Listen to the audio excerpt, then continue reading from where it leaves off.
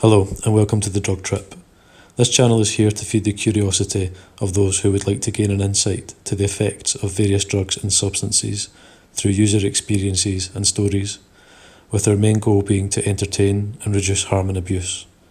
We post regular trip reports every few days, so if you do enjoy these, we would really appreciate it if you subscribed. And more importantly, we love to hear our viewers' thoughts, opinions and experiences, so please leave something for us in the comment section and we may use it in a future video. Enjoy and be safe.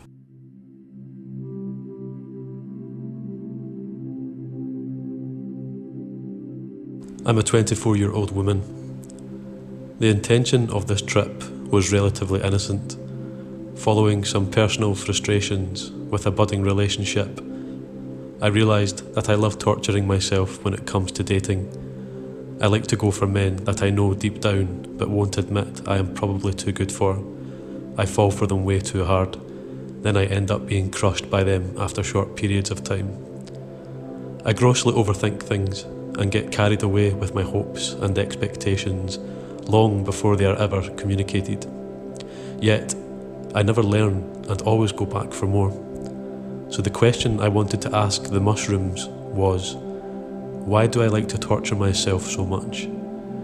The journey took me to an answer of this question that went far deeper than I ever thought was possible. I came up fast, and I started to hallucinate around half an hour after eating the mushrooms. I was very happy and energetic. I played outside in the rain, hung out in my garden, talking and touching my flowers. I listened to happy bluegrass music and chatted with my friends Dale and Missy. I sang along to the music, I danced and played a little bit of guitar with Dale. Eventually Dale told me that he wanted to be alone for a little while, so that left me to refocus and remember the intention of my trip. Missy told me that she was concerned I wasn't tripping as hard as she thought 3.5 grams would make me. She mentioned the possibility of giving me a little more. I was scared to take more, but I was already having such a great time socialising, but I remembered my uncomfortable trip from the previous weekend. I was also scared to be alone now that Dale was doing his own thing. I misconstrued the original intention of my trip, and I got into my head that the purpose of the trip was actually to face my fears head on.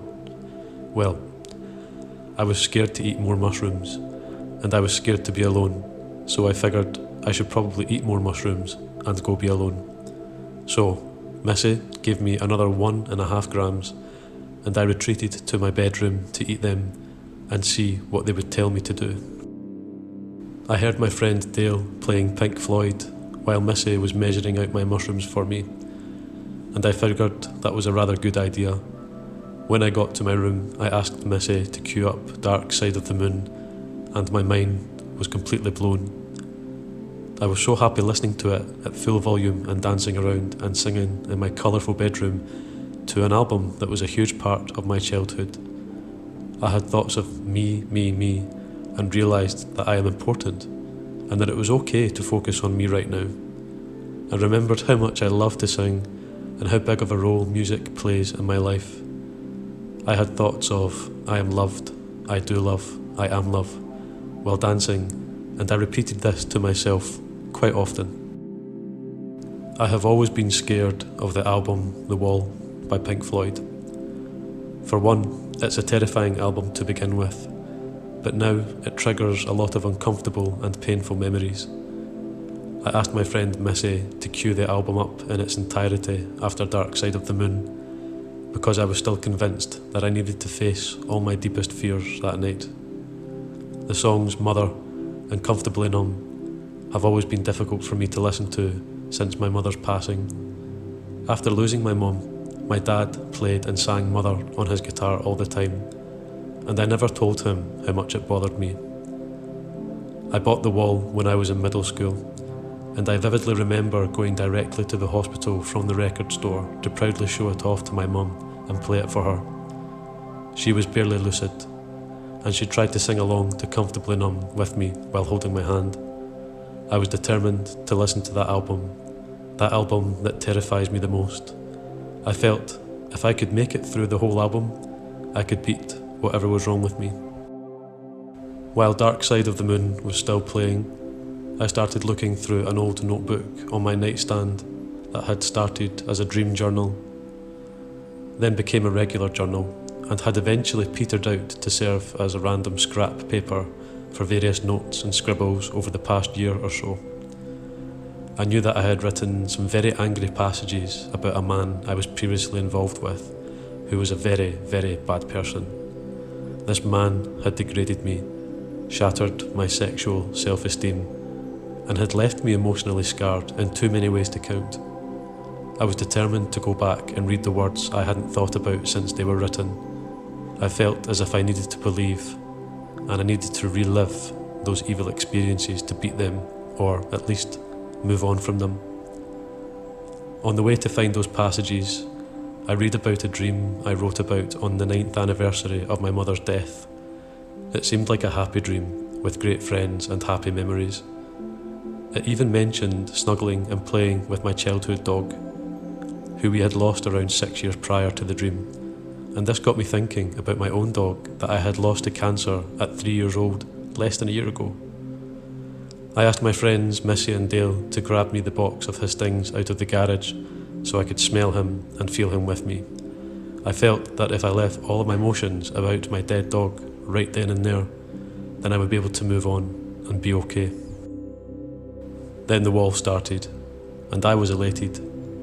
I was so excited to be tackling this album, these songs that had been haunting me for over half of my life. I continued dancing around and yelling and singing Mother. That song eventually came back, and I instantly got sad. I went to the bathroom, stayed there for a little while, and then I made myself go back into the bedroom. I needed to get through this album. I finally turned the music down a little bit, but at that point, my sadness turned into fear and panic. I was sweating uncontrollably, and I needed to do something about it. I brought the music to the dark bathroom and took a cold shower. I never did return to my room, soaking wet, naked and freezing, standing in front of my fan running full blast. I looked at my warm, cosy bed, but I wouldn't let myself get in it. I looked at the warm and cosy clothes I had laid out for myself before the trip, but I wouldn't let myself put them on. I was shivering, and the scary music was still playing. I finally took a step backwards, and I realised that I was literally, physically torturing myself. I told myself this is what I needed to do in order to get through this miserable album. After a bit of that, I eventually put a t-shirt on and decided enough was enough. I made my way to Missy's room and tried to explain to her what was going on. I felt myself about to start having a panic attack. She got me into bed with her and held me and soothed me. I eventually let myself give in while realising it's okay to need people. Missy asked me lots of questions that I did not have the capacity to answer. All I could get across was that I was feeling bad. I had dark energies. Not one thing in particular. Not even a scattering of thoughts, just bad thoughts. She told me that she would reset my surroundings and play some camera music and turn some lights on, but we didn't make that far. She posted up in the living room with me and started hearing me out. I then experienced every wave of emotion. I told Missy things about my mother that I had not told anyone before, or barely even dared to think about. I am so scared about forgetting my mum. However, my most vivid memories of her are extremely torrid, traumatising and horrifying, and also they're excruciatingly hard to think about. I finally accepted that maybe I am traumatised. Instead of denying it or insisting that being tough means I can't be affected by trauma, I am deeply affected by this trauma, and I probably always will be. I cried fully and deeply about my dog and everyone that I had lost in this life, and how it is so hard to continue living without them here. Missy reminded me that darkness is just a curtain. All you need to do is pull it up and see the light. I admitted that I have had some passive suicidal thoughts. For example, long drives home at night as a teenager. What if I keep driving straight off the road instead of turning round the corner, Hell, I even had that thought last week coming down a Colorado mountain pass at 10 p.m. at night. Missy told me that she does not believe that those are in fact suicidal thoughts. She told me she believes that I know how fragile life is, more than anyone, and that I realise how something I actually hold so precious could be gone in an instant. Finally, admitting these thoughts that have existed for years to myself, and out loud immediately removed a massive weight off my chest.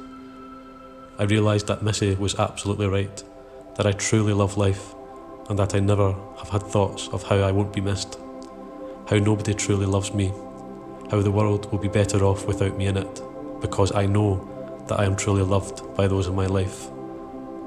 Things are slowly starting to come together here.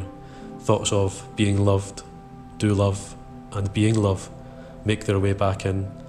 Missy is still sitting there with me, and she was living proof that I am loved. Missy continually asked why I'm so mean and hard on myself. I admitted that I don't want to be happy. I can say that I want to be happy all I want, but I know that it's not true. I recalled 2 recent events of close friends telling me how generous they think I am. I don't see myself this way, and admittedly, I don't actually want to. I told her more about losing my dog. She commented on all the parallels between caregiving for him and ultimately losing him to cancer, just like with my mother. I hysterically cried more and felt more weight being released on my chest. I had jokingly thrown out while drinking with buddies a couple of times over the past few weeks that losing my dog was the hardest thing that I've ever gone through. I had been thinking about it more, immediately feeling guilty, because how could losing a dog be worse than losing a parent? Then I came to realise it is the honest to God's truth.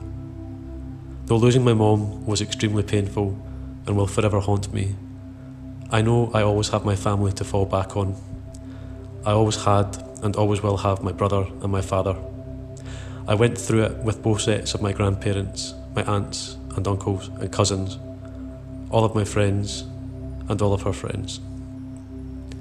She was so very loved by everybody who knew her, and we all suffered the loss together.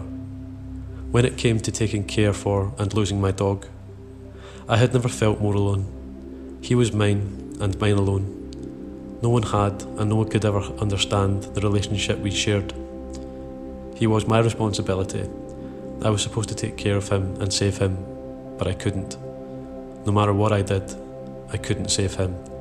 I was his mother and I failed him. At some point, Comfortably Numb came on in the background. I told Missy the story of my mom in the hospital, and she offered to change the song. I told her no, and we listened to it together. While we continued to talk, the rest of The Wall finished quietly in the background. I made it through the entire album, the album that scares me the most, and all I needed was a friend by my side. And things got better from there. My panic had completely subsided by this time, and I was ready to listen to Missy's guidance.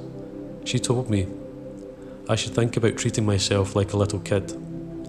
How would you feel if you treated your 8-year-old self the way you treat yourself now?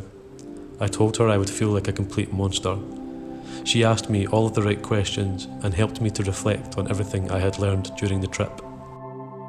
What fascinates me the most is the way mushrooms had to make me physically torture myself to make me understand how much and how I am treating myself emotionally. I realised that my self-torture is much deeper than superficial boy problems. I mentally torture myself in every way and refuse to let myself be happy because I am so comfortable and familiar with my misery. I am stuck in this depressive cycle with no desire to get out. I now realise that it is harder for me to be happy than sad or angry. So I can't be happy? Then I might as well focus on making myself miserable, because at least then I am in control of something. I'm so proud of myself for removing myself from my wet, naked, shivering, overstimulating and terrified state and getting warm and seeking help in my friends. It feels very symbolic in that I never have to be alone if I do not want to be. I don't have to continuously torture myself or beat myself up, because it is a truly miserable state to be in, and I hated feeling trapped in this situation. I now know that all I have to do is ask for help, and my friends who love me will be more than willing. It is okay to need people. It is okay to not be okay. It's how you handle not being okay that matters. It's impossible for me to fully describe how empowering, moving, humbling, transformative and life-changing this trip was for me. But in short, my takeaways from this journey are that I need to start treating myself how I treat my friends, because I am a wonderful friend. If I wasn't, I wouldn't have so many amazing and loving people in my life. And also, music is everything, love is everything. I am loved, I do love, and I am love. I need to be kinder to myself. Ego and self-love are in fact two different things. Self-love is not selfishness. The way to beat your demons is not with anger. Facing them head on does not need to be malicious, spiteful, or hateful. My demons are a part of me, and therefore I must love them like I love myself, approach them calmly, and work with them to free myself of them forever. This trip was by no means a cure-all, but it had given me endless things to think about and to work towards. Once you get the message, hang up the phone. And after all said and done, after the roller coaster of emotions, I fell asleep with a smile on my face for the first time that I can remember.